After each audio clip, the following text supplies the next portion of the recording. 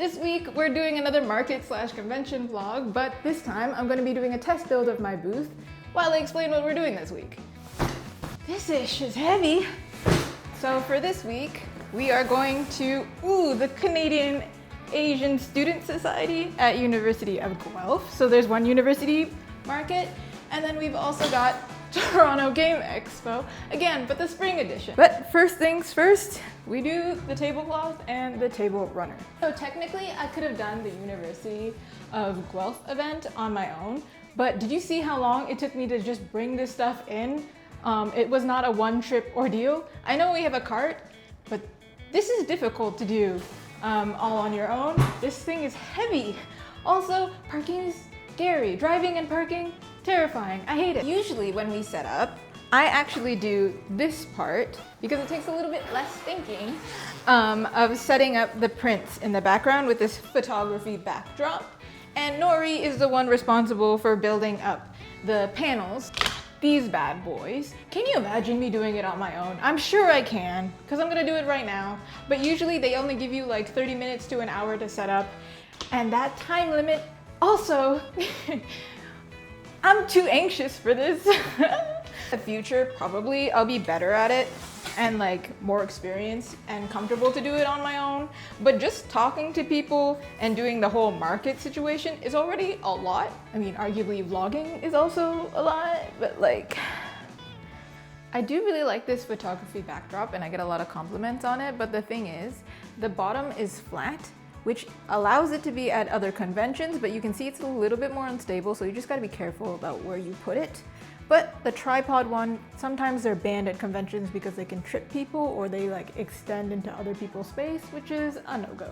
All right, what's in here? We've got a kawaii sticker book with all of my stickers, the smaller prints, and this big boy over here is all of the big prints, but not the display prints. Those ones I care a little bit less about. Now here are my display prints, including the new ones that I'll show you. They'll pop up here. I've also kept this little Miku. Apparently we're doing the Toronto Game Expo stamp rally again with KW creators, so very handy that I kept it. Nori popped by to remind me that Guelph's table is actually only 5 feet, so we might be running into a little bit of a problem. Let me double check. It's perfectly 5 feet, but the problem is we have more prints, so I don't know how that's gonna fit. In this kind of situation, we have to pick and choose based on the event. These will work really well for Toronto Game Expo, which I am packing for, to be fair, but since it's a Canadian Asian Student Society, I feel like probably the Japanese themed things would do better. So K-pop Demon Hunters, probably we should keep that. But the originals, maybe we should go with the ones that have like mochi and like Japanese text. Let's replace them.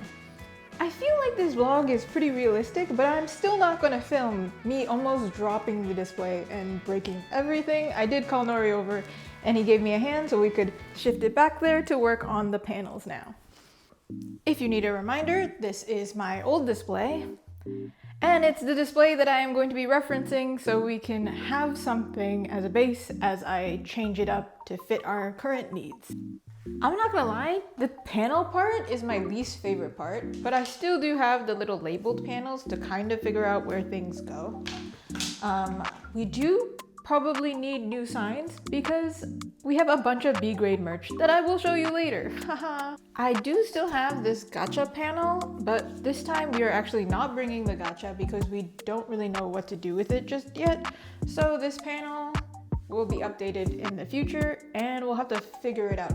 But because Guelph is 5 feet and it's like 1 foot shorter than usual, it's probably good that we have a missing panel. So 1 foot is 12 inches. Each of these panels are 11.8 inches. So I think 5 panels should be good. After realizing that these are actually supposed to be flat and crashing out, I am remembering why we decided to make this shorter in the first place. It's because it's so incredibly frustrating to build, and doing it on my own is taking a freakishly long time. The main difference that we have between 2025 and 2026 is that we have more stickers, more standees, and also we now no longer have enough space to put all of the prints up. So I'm thinking either a catalog situation or a catalog situation. There's no real other option. All right, here's my plan so far. So we're gonna put the stickers, as it says stickers, right over here. We'll put the standees right here with the light going this way. The keychains, now they can be flat, so they're facing the viewer. The small prints, they're also eye-catching, so we'll put it here, and then the price sign will be here, so it'll correspond. Ah yes, we have B grade. So probably we'll have to put the B grade bins somewhere down here. We could have done it gacha style, but I think this is just easier guarantee that people will find the thing that they want, grab it, and leave happy.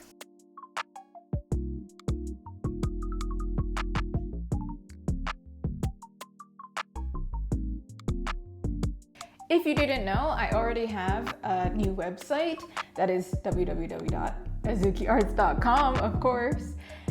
So this QR code is actually outdated, but the business card also has the same QR code, so there's not much I can do to avoid it, but I don't think I can actually display it. On top of that, I've changed my logo. What do you think? It's cute, right? We're gonna set up the sticker shelf, but say hi to Mimi. She stopped by. She's curious as to what's making all this noise down here.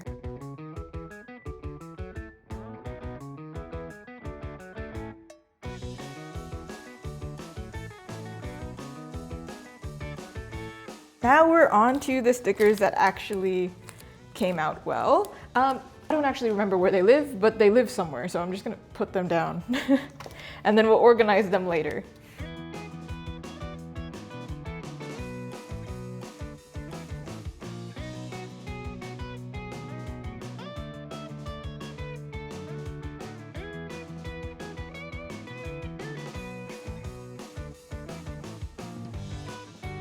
It felt like it took forever, but now the stickers are organized with all their shelf dividers in place. I'm sure I'm gonna have to change it again later. It's the next day and I've managed to pack up the display, but all that's left for us is to count the inventory. When I started out, I actually didn't know how much of what type of product to bring, so I think watching me do inventory might be helpful. First, we're gonna do the big prints. Big prints don't sell as easily as everything else because they're a higher ticket item, so I usually print 10 to 20 depending on the popularity and event size. Most of the time, I'm honestly okay with just bringing 5, especially for originals. Please keep in mind that I do print them myself and I have an online shop, so if I do have overstock, it just saves me time when I get an online order. If I run low, I can easily restock. So if you're manufacturing, it might look a little different and you might want to order extra because it's hard to restock. But that might also be risky if it doesn't sell at all. It's kind of hard to know until you try though. I think a good rule of thumb is the smaller the product, the more stock needed. Not by a drastic amount, because I'm pretty comfy having 5 big prints, but for small prints, I usually aim for 10. Usually people are drawn in by the big prints, but grab the small version instead because it's more affordable. It's like half the price and easier to display, so it makes sense. For this reason, all my big prints have a smaller version, and I only have one print that doesn't have a bigger version. Since there are 18 big prints, it makes sense that there are 19 small prints. I used to have some small originals, but those are now not discontinued, but they're online only because they don't sell as well. It's time to count the stickers. Oh my. For stickers, I typically order like 20, but because this design sold out once, I ended up ordering 40 in line with that theory of smaller product, smaller price point, order more product. I actually use this sticker book only for stickers that are way too big to fit into the other sticker organizer. I've also reused my other sticker book over here. It is now just holding display items, the standees and the keychain, so they don't shake around and they're easy for me to stick in the portfolio bag. Now here's where it gets a little bit tough. You want to see my problem? We've got a lot of stickers. Probably a good way to go around this is like as soon as you get them and you do the quality assurance check, you count all of them before putting them away. But honestly, because there were so many B grades and so many issues, I didn't get the chance to slow down and actually count them before testing my display.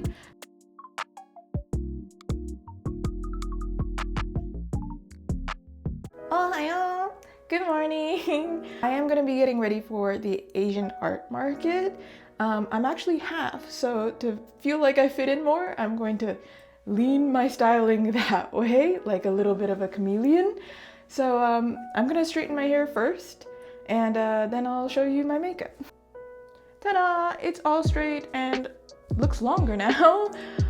Now it's time to move on to my makeup. To be honest, most of my products are Japanese or Korean, so doing more Japanese style should be pretty doable, I think.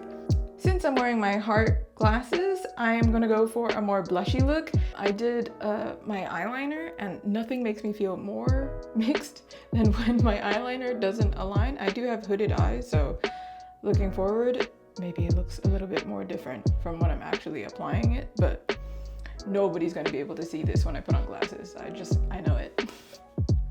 Okay, here's the finished look. Obviously, I didn't have to go this far and style myself this way, but it makes me feel a little bit more comfy rather than rolling up to the joint like, hey, I belong here. So I think it looks really cute, the blush in the glasses. Yay! So we safely made it to University of Guelph, and I actually did film myself in public, but because they were playing copyright K-pop music super loudly, I can't use any of the footage. It's a similar case for TGE, but I'll voice over everything I said in the moment. I just got monetized, so I'd rather avoid the copyright strike. By the way, thank you so much for watching. We did run into some surprise issues, like this backdrop is super wobbly this time, and the light for the standees is dead. I kind of missed that, so that's my bad. To be honest, this light is mad cheap and dies really easily, but I only have 2 power banks. I was hoping to get a sale before Nori came back with food, but spoiler, we did not. Even though you can't see me, I recorded some of my mutuals' boots this time, so you get to see something. All of them gave permission, so look out for their credit and search them up. We got this overpriced egg salad sandwich, so add that to the expense. While it was slow, I figured I'd work on some commissions, but then I finished up and I started working on a poyoji, which is a Kirby emoji for Poyo Fest. Here I had a dango and a cake version, and I couldn't really decide which one to go with. In the end, I did go with the cake version, but you can kind of see with Procreate I'm struggling to even draw a straight line here.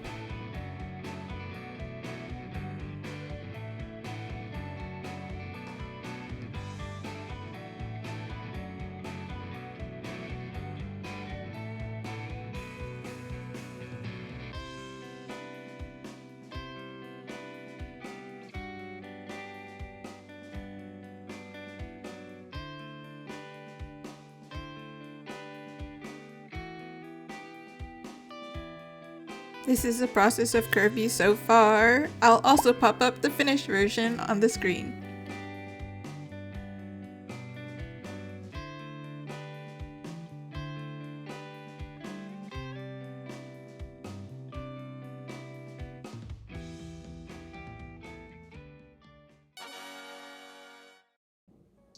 Good morning. This time we're not at a hotel, so we're saving on cost in that way. But I'm staying at a friend's house. Same as last time though, I only slept like 2 hours. I don't know if it's because of the different sleep schedule or if it's because I'm just anxious to not miss my alarm. But I am getting ready early. We have to be there at like 8:45 and we need to make time to get coffee because obviously your girl's gonna need coffee. Also, I hate ASMR, but I do need to whisper because everybody else is asleep in the house. I realized I forgot powder. In the later clips, if I end up shiny, this is just the life I lead, I guess. Nori's told me that I have limited time now, so let's rush through this routine. I don't have any gamer merch to wear to Toronto Game Expo, but I've got these Zelda earrings. This is my one gamer item that I'll be wearing.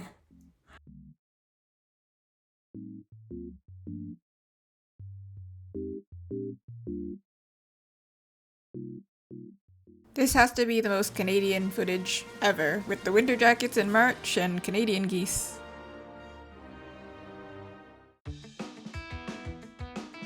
We made it to our table, but since I recorded how to build my booth at the beginning, I didn't record that part.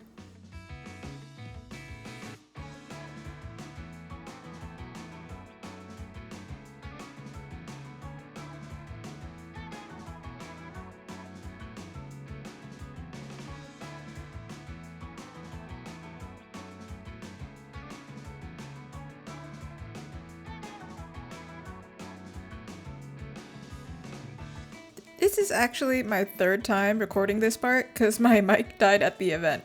It's 10:30 a.m., which means we're already open, but I think most people coming this early on day one are making a beeline for vintage game sellers to find the limited stock, sealed games that are super duper rare. I'm not sure how many of these shoppers are actually interested in the artist alley, but if they are, they'll trickle down our way later in the day. Since this is my second time here and in my province, I'm sure I'll run into artists I've seen before, but I don't like showing off their booths because a lot of us prefer not to show our faces. Later, I'll show off some of my friends' booths though. That's our booth right there, doesn't it look cute? We got our first order and it was Malinoe. It was really funny though. The person who came by wanted to get it as a gift for their girlfriend who was cosplaying Nyx. I had to hide it so it would be a surprise, but we actually had a fun talk about Hades too. She told me I should draw Nyx and I totally planned to. KW Creators also stopped by and gave me the stamp rally sheet so we could do it again this year. These are the returning artists. There I am. As you can see, the retro game section is really popping off, whereas the artist alley is still a little empty. It's got some traction, but certainly not as much. Let me show you my new Square setup. It automatically applies the discounts so I don't have to do math, so there's less risk of mistakes. But also I can track the transactions and show them to you now. I was surprised to sell 2 of the small Miku prints, which is really nice. So far, we've almost made back parking. It's pretty dead, so I'm gonna play video games considering this is Toronto Game Expo, it's only fitting. This is my favorite map, for obvious reasons. I just want everything pink and cute as I drive really badly. No, okay. That's enough. It's enough. Nori left, so I guess I can't game anymore. He left to go get some food. Since this is Toronto, we might as well order some fancy foods. But don't add it to the expenses. We ended up getting poke, and I subsequently got a stomachache. I don't think it was the poke, but we'll never know. Also, somebody gave me this super cute duck. Look, Kirby's back this year, and it's actually the mascot of Poyo Fest, which is what I was drawing Kirby for earlier.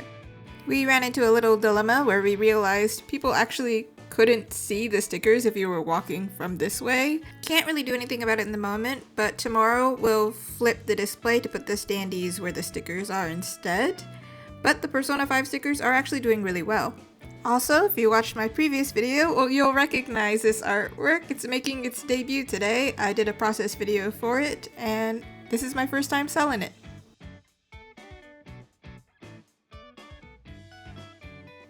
Sad to say, I kinda didn't have any sales for 2 hours, but at 4 o'clock we realized that the Persona 5 sales kind of reflected which character was the most popular. We found Makoto and Kasumi were the most popular. Since retro games are such a big hit at Toronto Game Expo, we thought the Zelda stickers would do a lot better, but that wasn't the case. People have been pointing out the Yukata Link though, and complimenting him a lot, but no one's actually grabbing him. Nori did point out that there are a lot of people selling Zelda this time, so maybe it's just the fact that there's more competition.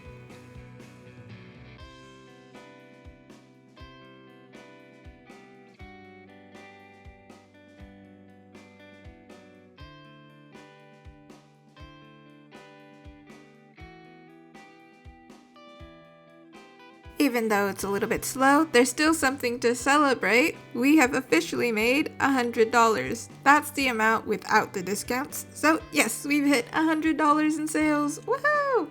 As you can see, I've almost eliminated all my water.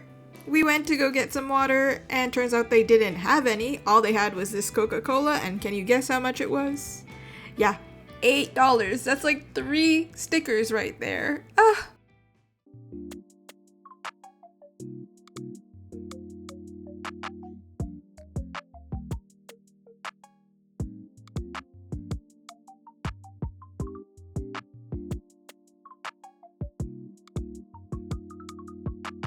Okay, so it's almost 7 o'clock, so we're starting to close up. We've decided to move some stickers into discount since they're not selling well. This one ended up being too small, we think, so we're just making everything $2, which means I have a little bin that I can put the standees in and conveniently put everything aside. If you're curious on how to close up a booth, this is how we do it. We move the stickers onto the back side so if the table does get hit, the stickers will fall safely. We take the cash, obviously. We keep stuff that we won't need right now under the table. Then we lower the prints to say we're closed for the day.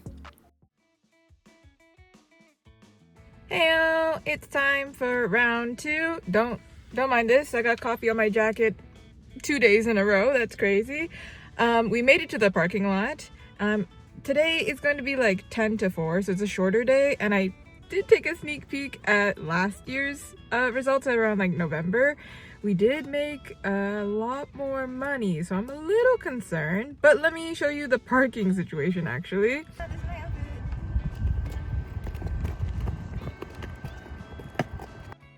Okay, here's our display on day 2. As you can see, we changed it a bit.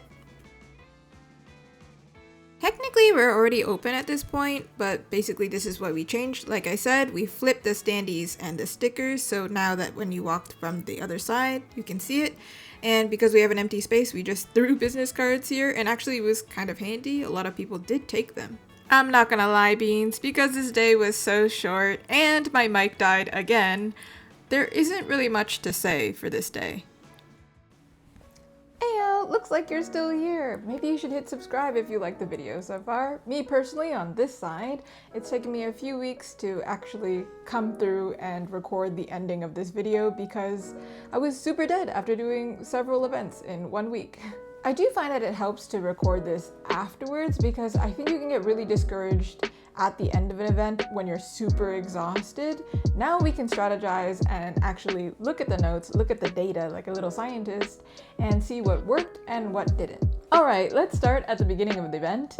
I do find that I'm sometimes one of the first people at these events, and I end up sitting right next to the event organizers a lot of the time, but I actually overheard them saying, maybe we should make the table a little bit more affordable next time, and that is my note actually. I don't mind paying for a table if it's less than like $50, but if there's very minimal foot traffic and I also have to pay for parking and I have to travel there, that's a lot of cost to consider. So we really didn't make any profit, but we got a lot of good notes and we learned how to adapt our setup for Toronto Game Expo, so it was just a really good test run. I know university events kind of seem boring next to big events, but they actually teach us quite a lot because of the dynamic shift. Right, of course.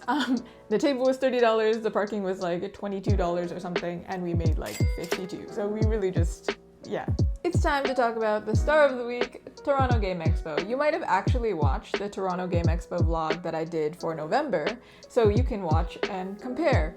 But this one was taking place in March, which was also 2 days. It didn't have overlapping events, so we actually expected that it would do better, and we had more merchandise to offer, so we also thought we would appeal to a lot more people. But we actually did worse, so I have some theories. The key difference I found was that I didn't offer VIP coupons, and I also didn't have a gacha this time. The way the VIP coupons worked, it actually helped twofold. Basically, if you had the coupon, if you made a gamer-related purchase, you could get a free gacha spin. So what was happening was people were actively seeking me out, and also they were convinced to buy something just to play the game. The gacha also works kind of like an attraction item. It's quite loud, so everybody can hear that something is going on, and then 2, it takes a little bit of time to play the game, so it creates a little bit of a crowd, which makes my booth look interesting. Everybody passing by thinks, ooh, that artist has something going on, I want to check it out, and then I want to play. Slowly, that actually does add up, and it makes quite the difference. Another note that has to do with literal visibility, like seeing the product. I don't know if this is actually an issue, but it's something to consider. This is absolutely no shade to my fellow vendors. They had beautiful booths. It just happened to be a little bit incompatible on my part. I should have adapted, and I did adapt on day 2. The biggest note that I have found was if you were walking on our left side, which was kind of important because there was an intersection there, you were going to miss our stickers because we put it on the outskirts of the table. There is a diagram somewhere on the internet. If I can find it, I will put it up here. But you want to put the important items in plain sight. And you want to put the things that are less important, like clearance and things that you are trying to get rid of, lower out of eye line. So our big prints, they're eye-catching, we put them higher up, and then the stickers, they're our bestseller. They should also be higher so you don't miss them. However, because we put them on the outskirts, they got missed and they seemed less important, and people walk right past. Even if they were cosplaying the character and they would have been excited by it, they would have completely missed. It's time to break down everything that we learned. The number one thing that I'm going to talk about is, it's the visibility.